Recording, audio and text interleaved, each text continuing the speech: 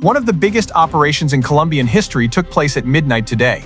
As a result of retired General Óscar Naranjo's meticulous 18-month work, the country's most dangerous cartel network was dismantled.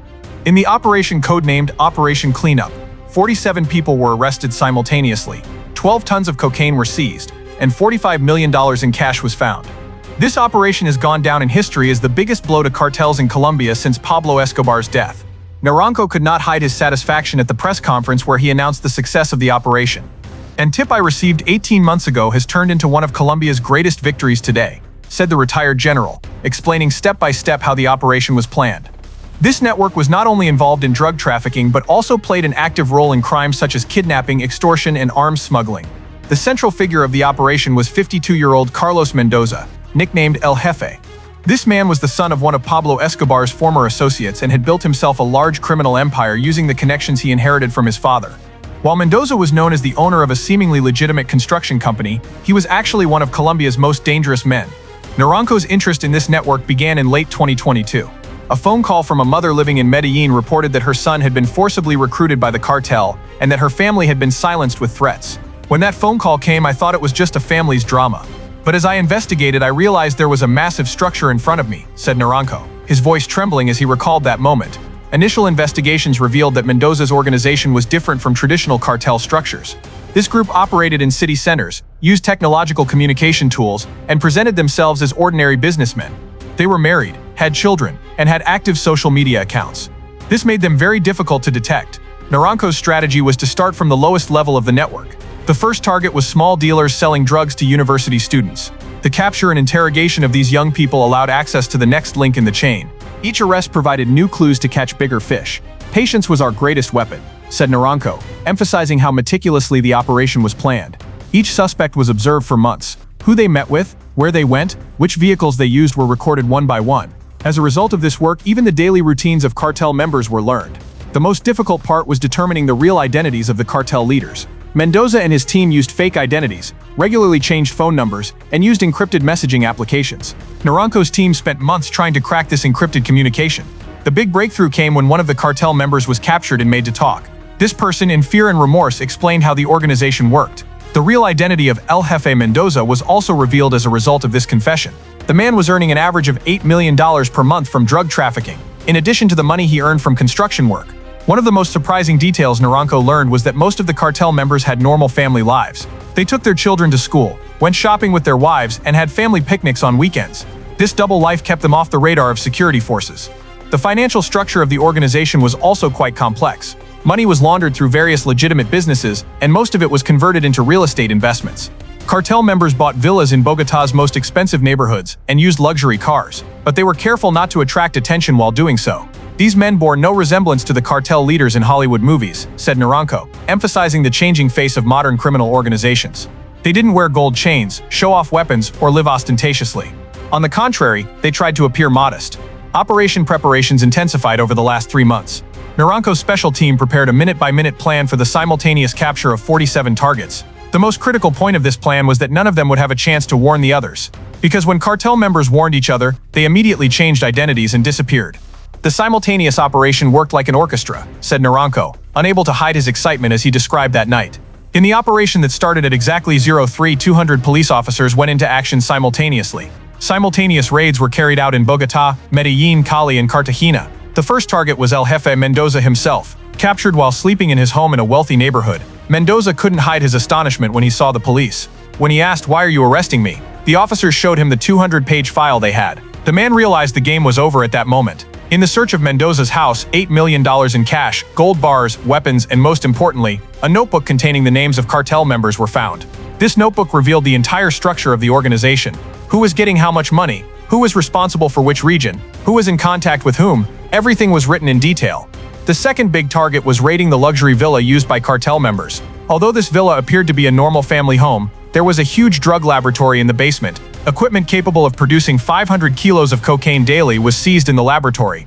12 people working as workers were also caught red-handed here. One of the most dramatic moments was the capture of the man responsible for the cartel's financial affairs. When the police arrived, this person was trying to burn all the documents in the house. But it was too late. Even the half-burned papers gave important information about cartel accounts. The man broke down in tears when his hands were handcuffed and cried, "What will happen to my family?" The most dangerous part of the operation was the raids on the cartel members' weapon depots. Automatic weapons, hand grenades, and even rocket launchers were found in these depots. Fortunately, thanks to the operation carried out at night, no serious clash occurred. Only 2 cartel members were injured while trying to escape.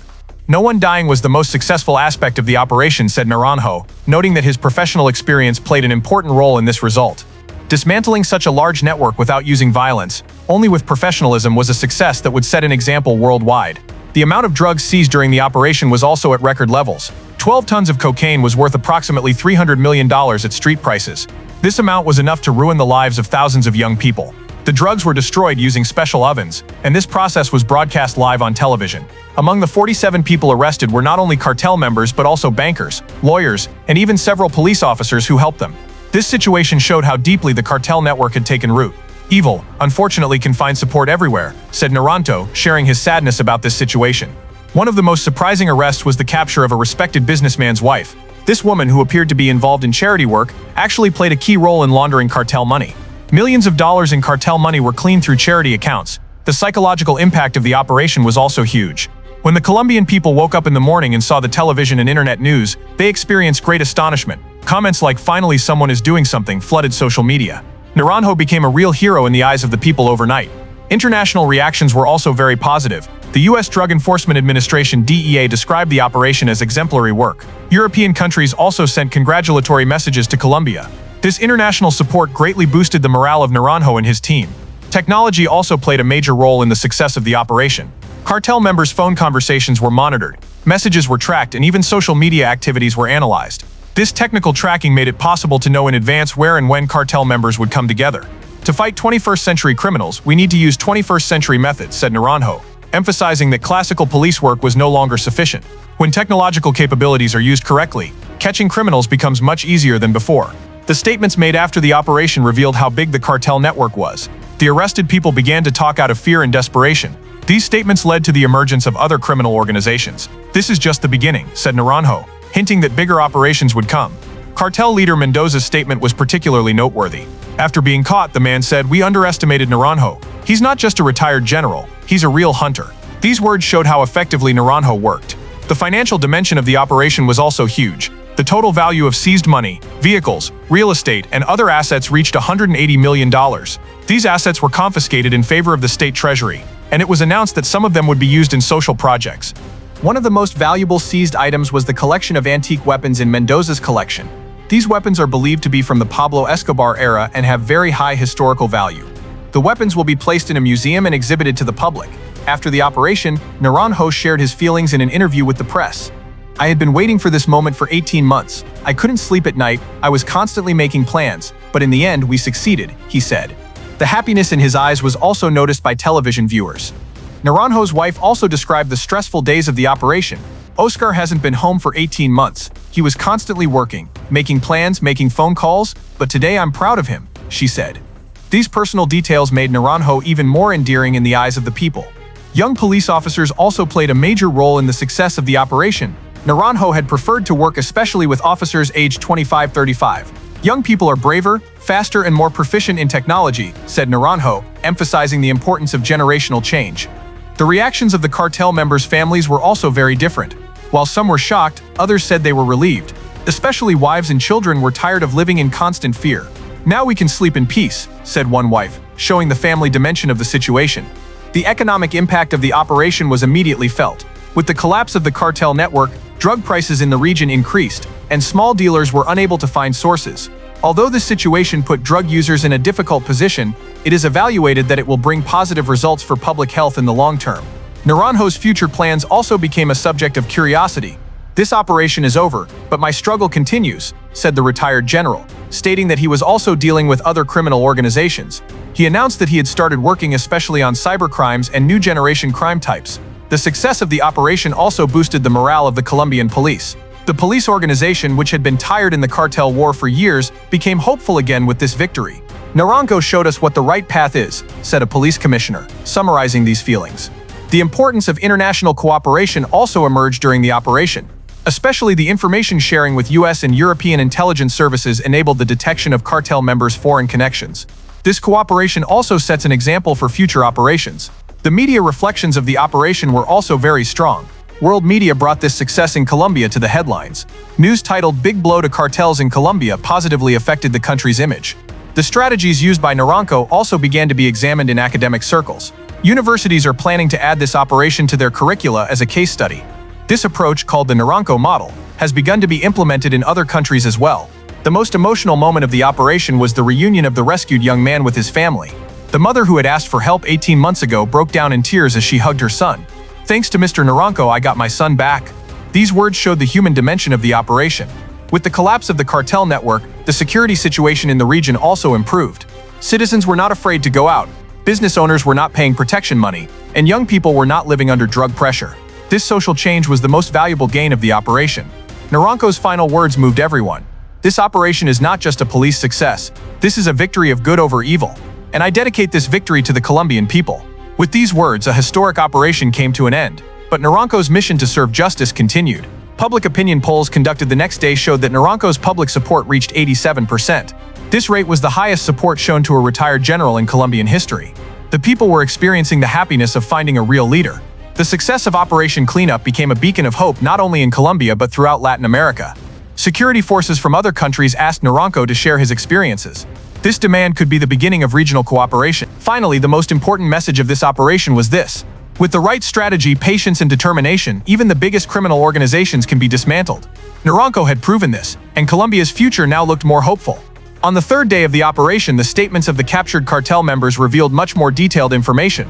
Miguel Santos, nicknamed El Contador, who was Carlos Mendoza's right-hand man, revealed the entire financial structure of the organization in fear and desperation. According to Santos's account, the cartel was actively operating not only in Colombia but also in Venezuela, Panama, and Ecuador. Mendoza's dream was to control all of northern South America, said Santos, explaining how big his boss's plans were. According to this plan, local partners would be found in each country, technical support would be given to them, and in return a share of the profit would be taken. This international expansion plan had actually already begun. Upon this information, Naranjo immediately contacted neighboring countries. His colleagues in Venezuela confirmed that there had indeed been an increase in the activities of Colombian criminals in the last 6 months. There were similar complaints in Panama. This situation showed how timely the operation was. The most surprising confession was about the situation of the cartel members' children. Santos said that Mendoza's 19-year-old son Juan Carlos was studying at university in the US and was unaware of his father's business. Juan Carlos is a clean kid. His father tried not to involve him in this business, he said. This situation showed that even criminals have the instinct to protect their children. Naranjo made a phone call with Juan Carlos after the operation. The young man was shocked when he learned that his father had been arrested. "I thought my father was in the construction business. This news can't be real," he said, crying. Naranjo suggested that the young man receive psychological support to cope with this trauma. The situation of the cartel members' wives was also very interesting. Most of them knew their husband's real business but remained silent out of fear. Mendoza's wife Carmen said that she had lived in constant fear during their 15-year marriage. "I couldn't sleep at night, I was constantly waiting for the door to be knocked. Now I'm relieved," she said. From Carmen's account, the behavior of cartel leaders at home also emerged. Mendoza was a quite normal father and husband at home. He helped his children with their homework and played football on weekends. But the same man was giving death orders at work. This double personality was also very difficult for those close to him. The most critical finding of the operation was the cartel members' attempts to infiltrate the police organization. Documents captured revealed that 23 police officers had taken bribes and turned a blind eye to cartel activities. These officers were also immediately arrested and suspended. "Having traitors among us is the most painful part," said Naranjo, emphasizing how sad this situation was. Especially young officers had fallen into the cartel trap due to financial difficulties. The youngest officer who took bribes was only 24 years old and needed money for his family. This bribery scandal started a major internal reckoning in the Colombian police organization. All officers were subjected to security investigation again, and their financial situations were examined. "Without a clean police organization, we cannot fight crime," said Naranjo, stating that reforms were essential. Another important result of the operation was the deciphering of the technological methods used by cartel members. Mendoza's organization used special encrypted applications instead of WhatsApp. These applications worked with codes known only by cartel members. Naranjo's technical team worked for months to crack this encrypted system. When they finally succeeded, all conversations of cartel members became readable. "We must fight criminals who fight with 21st century technology with the same technology," said Naranjo. The way cartel members use social media was also very interesting. They appeared to make normal posts, family photos, vacation images, food pictures, but they communicated with coded messages hidden among these posts. For example, saying "we had a nice pizza today" meant shipment complete. Cracking this code system was one of Naranjo's most difficult tasks. Each cartel member used different codes and constantly changed them. But when the system was finally solved, cartel members' plans became known days in advance. The financial dimension of the operation also grew day by day. The total value, initially announced as $180 million, reached $340 million after detailed examinations. This figure increased when the real values of seized real estate emerged. The most valuable real estate was a 47-room mansion in one of Bogotà's most expensive neighborhoods. This building apparently belonged to Mendoza's legitimate construction company, but was actually purchased with cartel money. The mansion was worth $85 million at today's prices. Searches inside the mansion revealed much more surprising things. There were secret passages, escape tunnels, and even a small weapons depot. The most interesting finding was personal items claimed to belong to Pablo Escobar: his golden pistol, signed photographs, and even pages from his diary. Mendoza didn't hide his admiration for Escobar, said Naranjo, explaining what the finding of these items meant. Modern cartel leaders saw themselves as Escobar's heirs and tried to imitate his methods. The psychological impact of the operation was also huge. The Colombian people, who had been living with cartel fear for years, finally saw a ray of hope. In street interviews, citizens expressed their joy by saying, "Now our children are safe." One of the most touching reactions came from the Medellin neighborhood where the operation began. An elderly woman living there said, "For the first time since Pablo's time, we are at peace. I pray for Naranjo." These words showed the social meaning of the operation. Naranjo himself was also very affected by these reactions. "All the hardship I endured for 18 months was worth it. My people's happiness is my greatest reward," he said. These sincere words deeply affected television viewers. The success of the operation made Naranjo an international figure. Conference invitations began to come from the US, Mexico, and even Europe. Everyone wanted to learn the Naranjo model. The most prestigious invitation was to speak at Interpol's annual meeting. Naranjo accepted this invitation with great honor. "Sharing my experiences with the world means serving humanity," he said. The long-term effects of the operation also began to show themselves. With the collapse of the cartel network, drug prices in the region tripled. Although this situation reduced users, it also brought the risk of other criminal organizations filling the void. Naranjo had foreseen this risk and taken necessary precautions. "It's not enough to dismantle one cartel. You need to prevent another from taking its place," he said, establishing a continuous monitoring and control system. This system aimed to detect potential new threats early. The biggest concern was the possibility that Mendoza's organization would fragment into smaller groups. This situation could make control even more difficult. However, Naranjo's strategy also took these risks into account. On the 6th day of the operation, an unexpected development occurred. One of the imprisoned cartel members attempted suicide in prison. This person was responsible for the organization's financial affairs and knew very big secrets. The suicide attempt was unsuccessful, but this incident showed how much pressure the cartel members were under. "These men carry very big secrets and cannot bear the weight of it," Naranjo made a statement. After this incident, all imprisoned cartel members were provided with psychological support. The aim was both to protect human rights and to encourage them to talk. This approach was more effective than expected. Cartel members who received psychological support began to talk more. Especially members with family problems were worried about their children's future and were cooperating. This situation led to reaching more clues. On the 7th day of the operation, the biggest surprise happened. One of the imprisoned members talked about another major criminal organization. This organization was involved in human trafficking and organ smuggling. Naranjo immediately took this clue under investigation. While dismantling one criminal organization, we also reached clues of other crimes. This chain reaction is very important in fighting crime, explained Naranjo.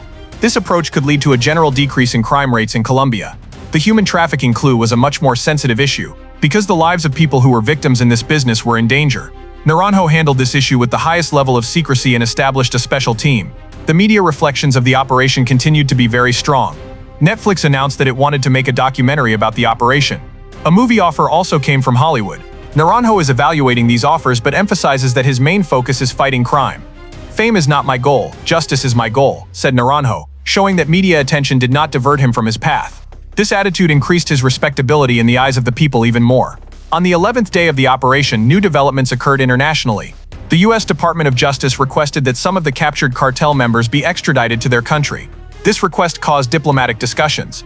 Naranjo took a clear stance on this issue. "First, justice will be served in Colombia. Then we will talk to other countries."